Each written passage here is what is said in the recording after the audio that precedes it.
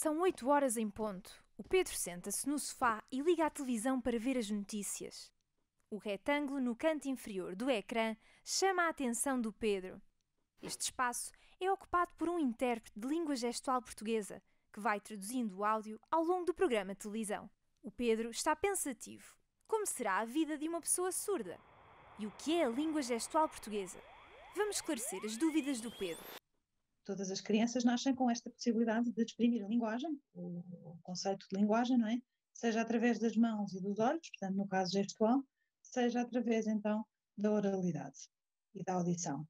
Portanto, não é uma linguagem alternativa, é algo que a nossa biologia encarna desde sempre e que possibilita de vir a ser desenvolvido, caso o meio ambiente depois venha a possibilitar esse desenvolvimento.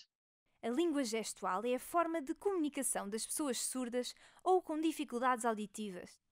É produzida a partir de gestos com as mãos, expressões faciais e movimentos do corpo. Há quem confunda língua com linguagem, mas são coisas diferentes. Mas atenção, a língua gestual não é universal. Cada país tem gestos próprios e pessoas de regiões distintas utilizam gestos diferentes para as mesmas palavras. Isto significa que existem várias línguas gestuais e diversos regionalismos no mundo inteiro. As diferenças não ficam por aqui. Dois países com a mesma língua verbal podem ter línguas gestuais diferentes. O Pedro está confuso, mas existe uma explicação simples. Nenhuma língua gestual nasce da língua verbal de um país, mas sim da história de cada comunidade surda. Em Portugal, utiliza-se a língua gestual portuguesa, que tem origem sueca. De onde surgiu? No século XIX, a filha do rei reparou que havia muitos surdos a pedir esmola nas ruas. Pediu ao pai para ajudar os surdos a ter mais oportunidades. Dom João VI decidiu pedir ajuda a um pioneiro sueco na educação dos surdos, Pierre Arenborg. Em 1823, Pierre acabou por implementar a primeira escola de surdos portuguesa. Pierre desenvolveu também a língua gestual portuguesa, que foi reconhecida como língua oficial em 1977. A Convenção dos Direitos das Pessoas com Deficiência também é um marco histórico na comunidade surda.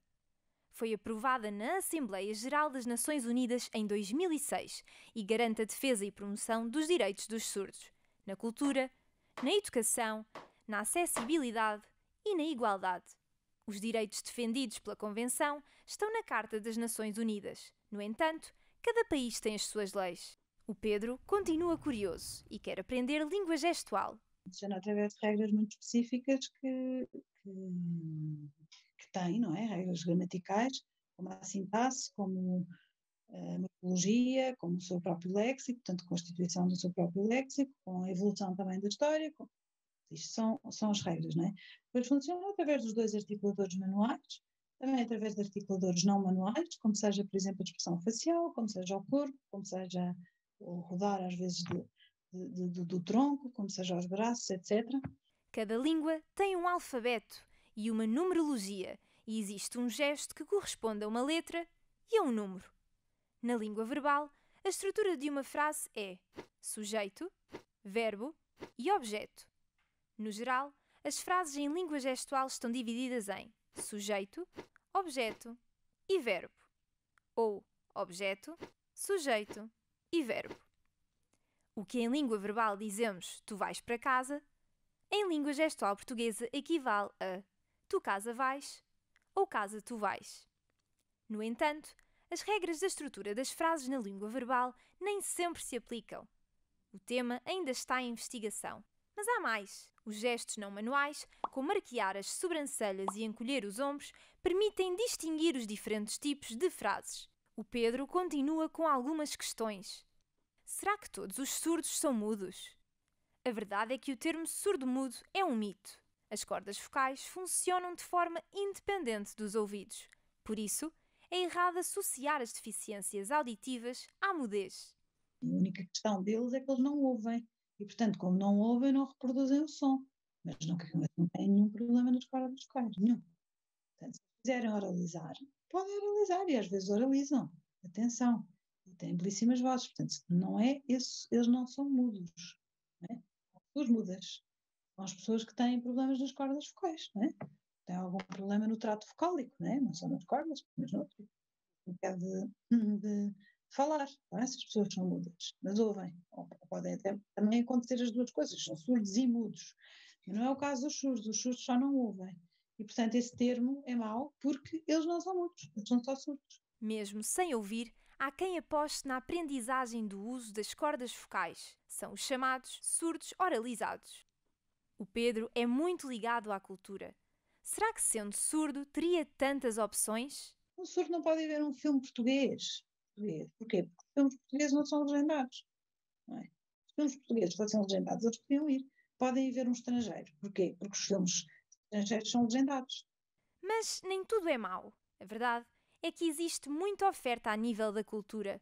No teatro, já existem peças com intérpretes de língua gestual ao vivo. É o caso de O Guardião do Rio e a Língua. E música.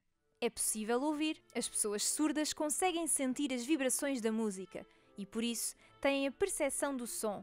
Em alguns concertos, há até intérpretes para traduzir as músicas. Mas a música e o teatro são inclusivos para quem assiste e para quem os cria.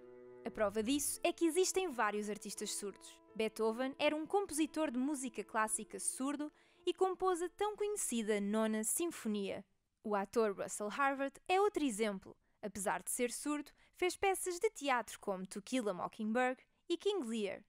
Outro exemplo de conquistas dos surdos no meio artístico é a trupe de artes cênicas de pessoas com deficiência da China.